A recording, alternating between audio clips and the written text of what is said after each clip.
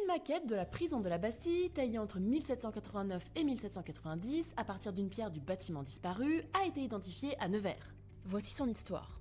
Le 14 juillet 1789, quand la Bastille a été prise, elle a été démolie dès le soir même.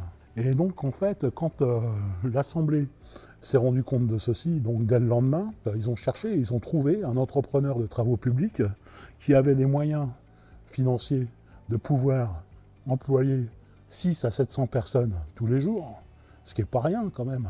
Et en fait, ça coûtait en gros 10 000 livres par semaine. Voilà. Alors Palois, évidemment, a eu la primeur et l'intégralité du marché.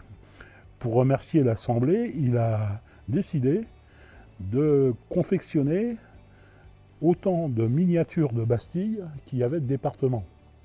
Donc il y avait 83 départements, et donc il a fait 83 miniatures de Bastille.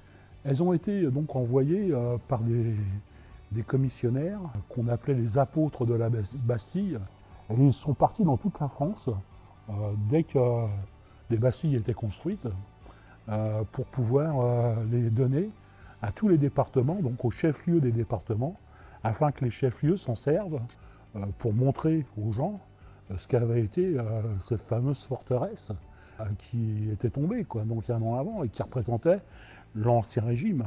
Une pièce historique désignée comme conforme par le musée de la faïence et des beaux-arts. Toutefois, d'après l'intermédiaire des chercheurs et des curieux de 1882 et du bulletin de la Société nivernaise des lettres, sciences et arts de 1919, cette dernière pourrait être fabriquée à partir d'une basse pierre, mais aussi avec du mortier.